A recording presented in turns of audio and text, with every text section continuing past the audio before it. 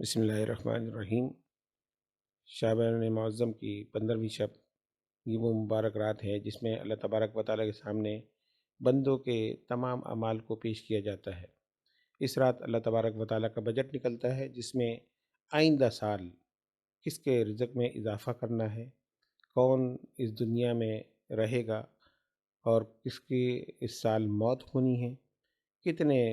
بچے کتنی روحیں اس دنیا میں آئیں گی جن کی ولادت ہوگی۔ اس کے علاوہ جتنے بھی امور ہیں اللہ تبارک و تعالیٰ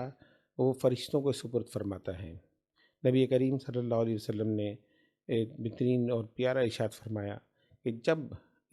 میرے اعمال پیش کیے جائیں تو میں روزے سے کیوں نہ ہوں، یعنی اس مہینے میں سرکار دو عالم صلی اللہ علیہ وسلم زیادہ سے زیادہ روزہ رکھا کرتے تھے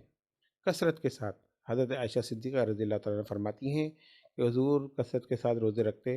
تو ہم یہ سوچنے لگتے، یہ گمان کرتے کہ شاید آپ اس مہینے کا کوئی روزہ نہیں چھوڑیں گے، لیکن اس میں وقفہ ضرور ہوتا، لیکن تمام مہینوں میں رمضان کے بعد اگر کوئی مہینہ ایسا تھا کہ جس میں حضور زیادہ روزے رکھتے تھے وہ شعبان کا مہینہ تھا۔ تو حضور نے فرمایا کہ جب میرے نامہ اعمال پیش ہوں تو میں روزے سے ہوں، تو ہمیں چاہیے کہ ہم اس رات کو عبادت میں گزاریں اور دوسرے دن روزہ رکھیں،